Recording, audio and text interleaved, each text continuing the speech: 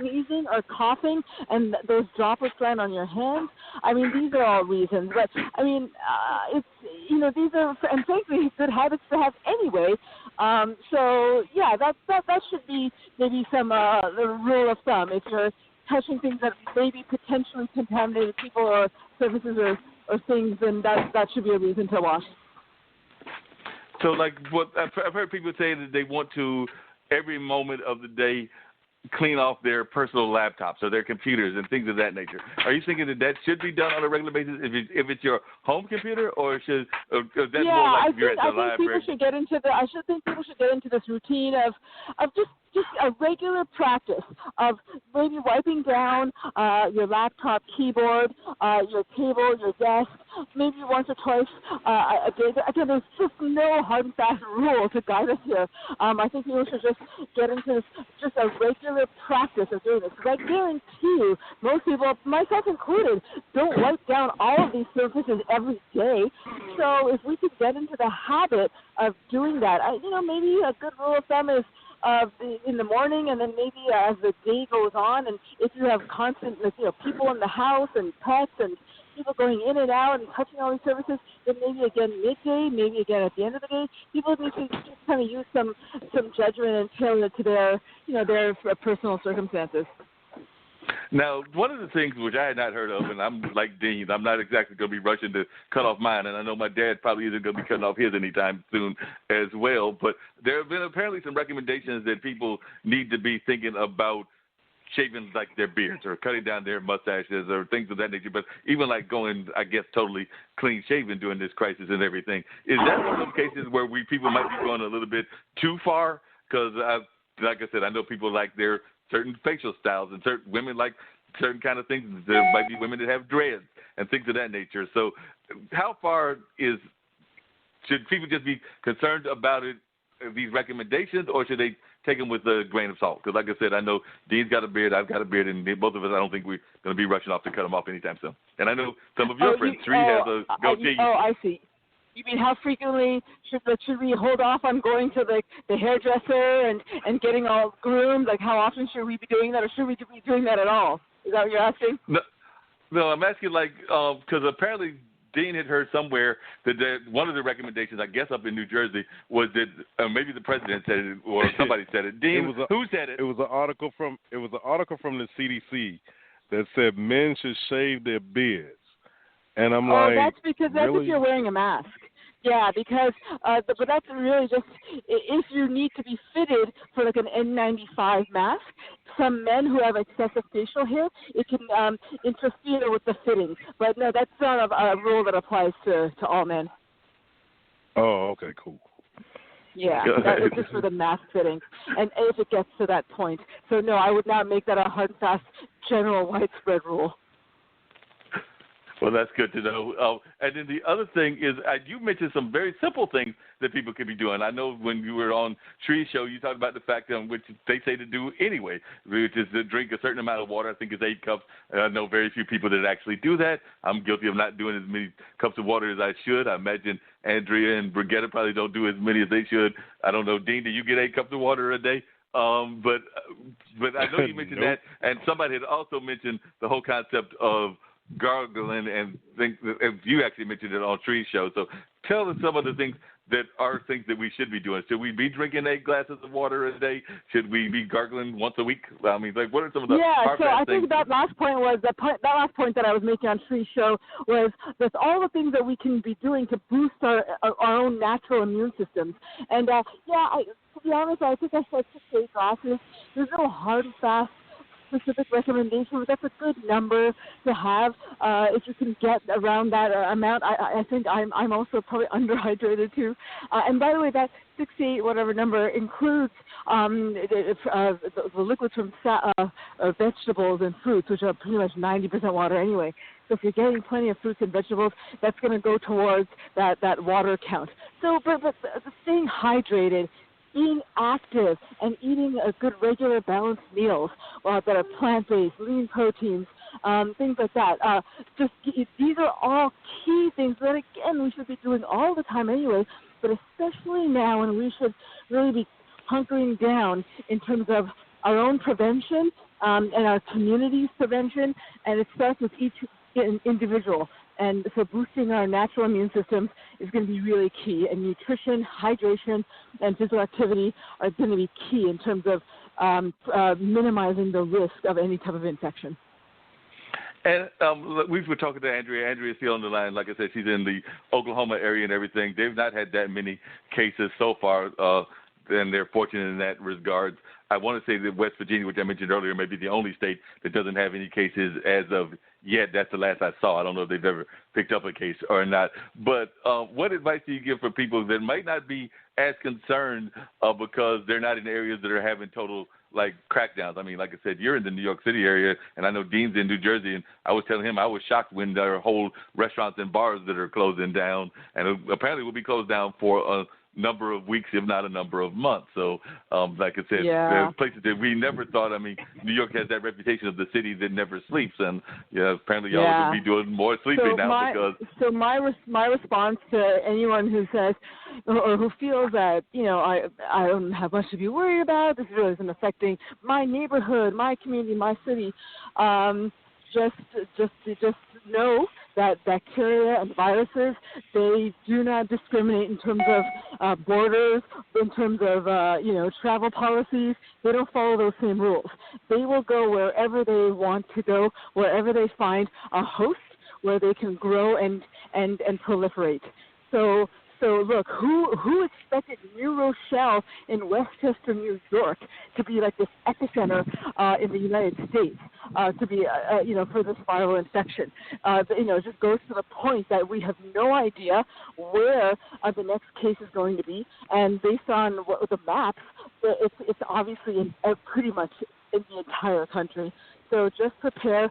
Practice the safe precautions and just be safe.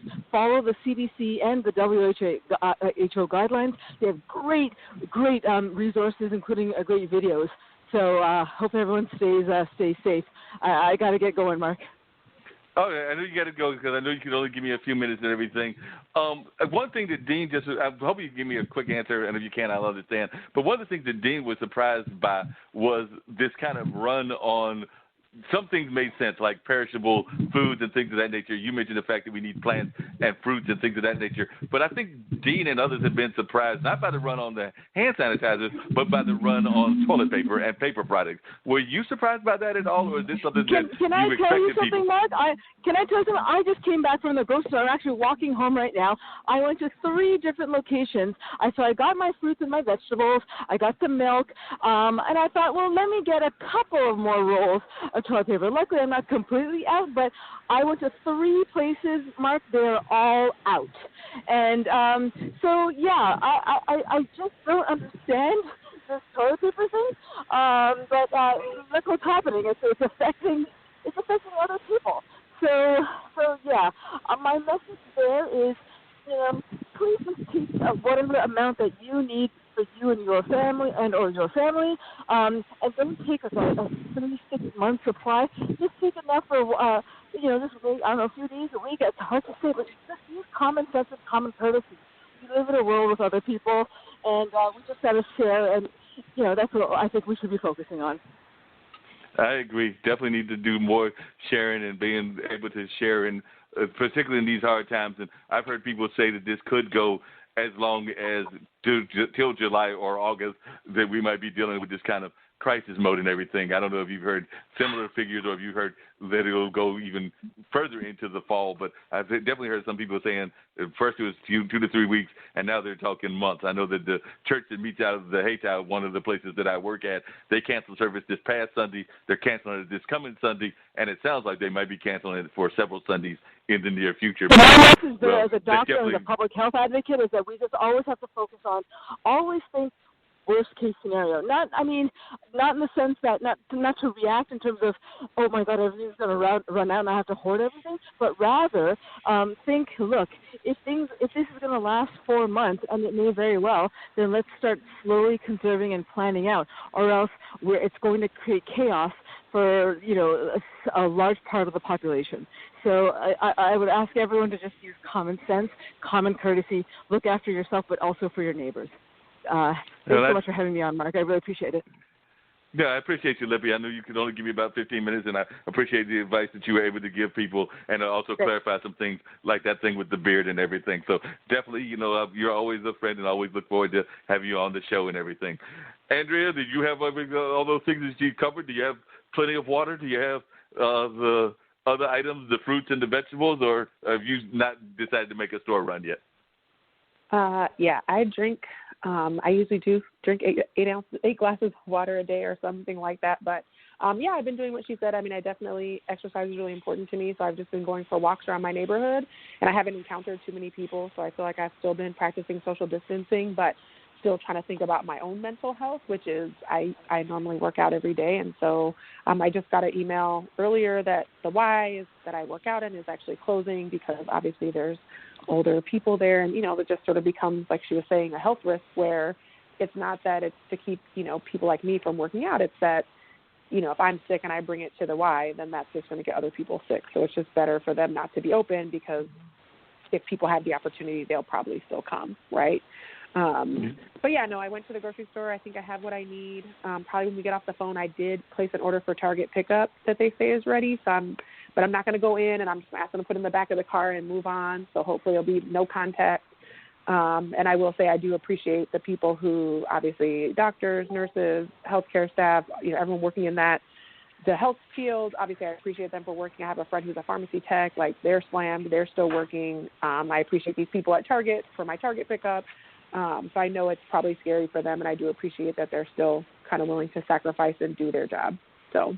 Yeah, and I've been surprised by some of the things. I know in a conversation with a friend, I don't remember if I mentioned it on this podcast yet or not, but I went to pay my rent and everything, and basically my landlord was like, they took the money order this time, but they were like, they were not going to be taking money orders in the near future because of the whole concerns of passing from hand to hand and germs passing. So it sounds like they're going to be going away from money orders at least for a while, according to the one rental agent that was talking to me and everything, or apartment agent, I should say. And then I know that even some of the fast food restaurants nationally as well as around the country have been going to a drive-through only model. So they're not having people serve their food right there in the restaurants. You've got to go through the drive-through, get the food, and keep on running and take it back to your house or wherever you're going if you're fortunate enough to have a job that you're still at work and go to that and everything. But a lot of people are definitely changing their habits and everything. Yeah, I mean, I think, like I said, it's not – I think they're just trying to do what's best. And obviously if one person gets sick, then they'll probably try to sue them or, blame. And I don't know if you saw the article this weekend about what they're calling in South Korea case number 31. And, like, this, this woman sort of goes about her regular life, like goes to a buffet, like ends up at some 1,000-person church service. That's when everyone started getting sick. So I do think it's sort of worth it to limit our interactions. And, we don't have to be distant. You can still FaceTime or call people and, obviously still try to keep in connection or in contact. But, we don't need to be at our friend's house, I guess, right now because we might be bringing germs to them or vice versa. They could give us some. So I know Starbucks got rid of all their chairs, I think. Like, you can't stay in Starbucks. You can only come pick up your drinks right now. So they're definitely shutting it down, too. Yep. Sounds like a lot of people are shutting it down around the country and around the world and everything. So it'll be interesting to see how this plays out over the next several months. And, Brigitta, if you're there still as well, what was some of your reactions from a laughter standpoint as to some of the things that Lippy was talking about? I mean, she gave some solid advice. Do you have enough water? I mean, definitely you're going to try to laugh and do other things to maintain your immune system. But do you feel you have enough water and that you've got enough of your supplies that you need for you and yours in your environment where you're at? Yeah, actually, I do, and I recommend it to everybody to get what they need because this is a time when things are changing, and so I definitely will go along with the recommendations. What I don't necessarily go along with is that this is a panic moment. It's just a moment where we can breathe and rethink what we have been doing. And, I think the social distancing, which is really a new word, and so we do have physical distance, but we can reach out to people. The phones still work, and online services are still working. And, maybe we